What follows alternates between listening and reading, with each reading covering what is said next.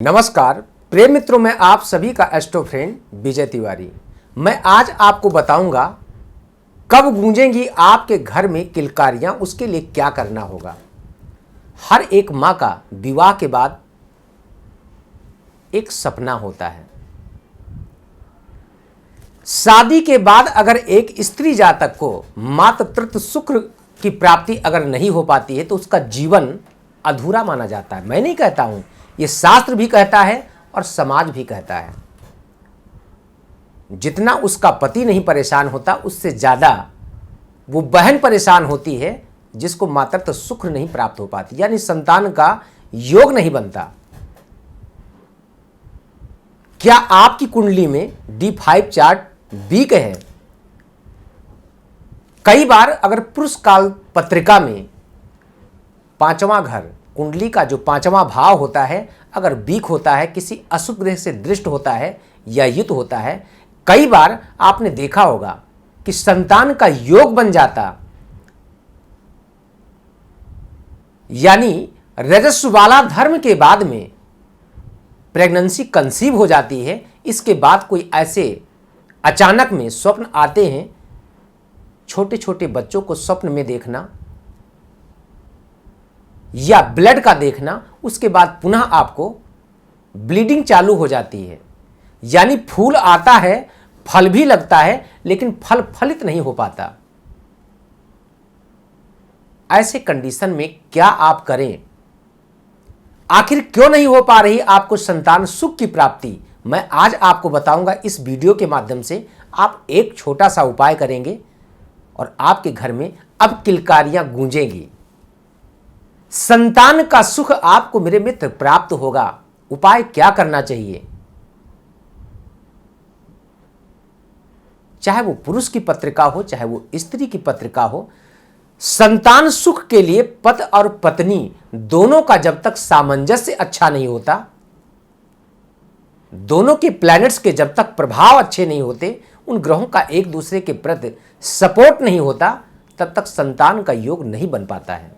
कई बार एक स्त्री जातक शारीरिक रूप से फिट होती है, किसी प्रकार का कोई रोग नहीं होता, किसी प्रकार की कोई कमी नहीं होती, डॉक्टरी रिपोर्ट के अनुसार सब कुछ होके होता है, और कई बार एक स्वस्थ व्यक्ति संतान उत्पत्ति के लिए अनफिट होता है।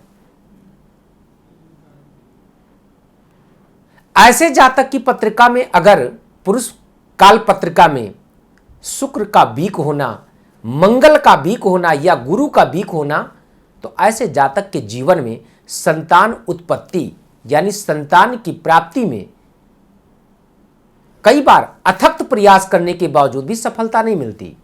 क्या करें? कुछ छोटा सा उपाय बताता हूं। इस उपाय के द्वारा अगर आपके घर में, आपके जीवन में, आपके परिवार में किसी को संतान रत्न की प्राप्ति नहीं हो पाती, तो करें सिर्फ आप विश्वास के साथ ये उपाय। इस उपाय के द्वारा आपके जीवन में संतान रत्न की प्राप्ति आपको जरूर होगी। सोमवार का दिन हो और 13 हो, त्रयोदशी। सोमवार के दिन अगर त्रयोदशी पड़ती है तो ऐसे दिन भगवान शिव के मंदिर में जाएं, और जो काले वाले शिवलिंग होते हैं, नर्मदेश्वर नहीं, ध्यान रखिएगा, काले वाले शिवलिंग, प्राण प्रतिष्ठित शिवलिंग हो, उस काले वाले शिवलिंग पे माखन से, दूध से, दही से स्नान कराएं।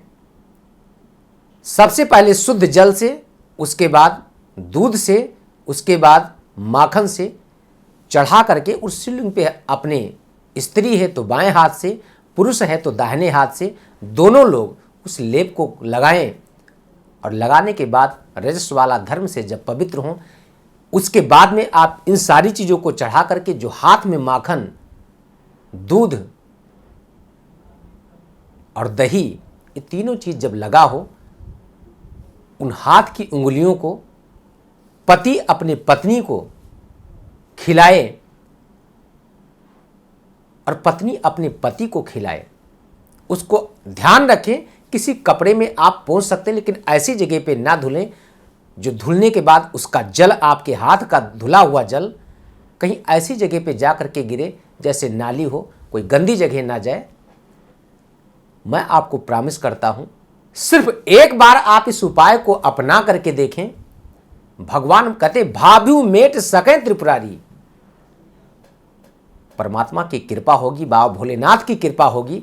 मैं प्रॉमिस करता हूं 99% संतान का योग बनेगा और आपके घर में गूंजेगी किलकारियां। करें सिर्फ आप ये उपाय।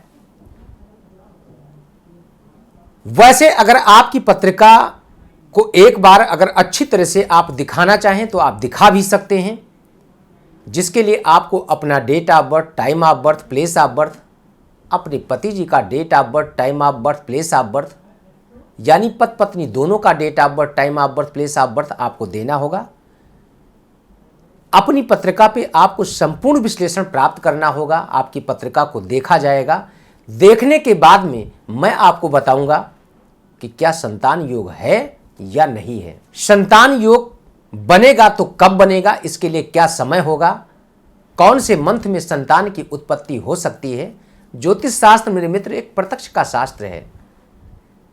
वेदांग चक्षु है, वेदों का नेत्र है। वेदों की जैसे अपनी आंखों के द्वारा आप कोई चीज देखते हैं, उस पर विश्वास करते हैं, ठीक ऐसे ही ज्योतिष शास्त्र प्रत्यक्ष का शास्त्र है। प्रत्यक्ष का कोई प्रमाण नहीं होता। प्रत्यक्षम किम प्रमाणम, प्रत्यक्ष की चीज पे कभी संदेह नहीं होना चाहिए। तो अगर आपके मन में भी कोई प्रश्न है, इस प्रकार से जीवन में कोई भी समस्या हो, संतान सुख हो, पति का सुख हो, व्यापार का सुख हो या परिवार का सुख हो, जीवन में किसी प्रकार की कोई समस्या है, तो आप मुझसे जानकारी ले सकते हैं। उस मेरे बताए हुए उन उपायों का आप अपने जीवन में अनुसरण कर सकते हैं। छोटे से उपाय के द्वारा आपके जीवन में एक बहुत बड़ा परिवर्तन हो सकता है। बाकी आप कभी मेरे से मिलना चाहते हैं तो आप वीडियो कॉल करके भी बात कर सकते हैं। आश्रम पे आकर के मुझसे बात कर सकते हैं। अयोध्या आप कभी भी आते हैं तो आपको रहने की, खाने की समुचित व्यवस्था हमारे आश्रम पे की गई है, जिस पे आप आकर के रह सकते हैं। पूजन अर्चन, दर्शन इत्यादि के लिए संपूर्ण व्यवस्था है, तो आप कभी भी आएँ, आप सभी का स्वागत है श्री धाम अयोध्या जी में।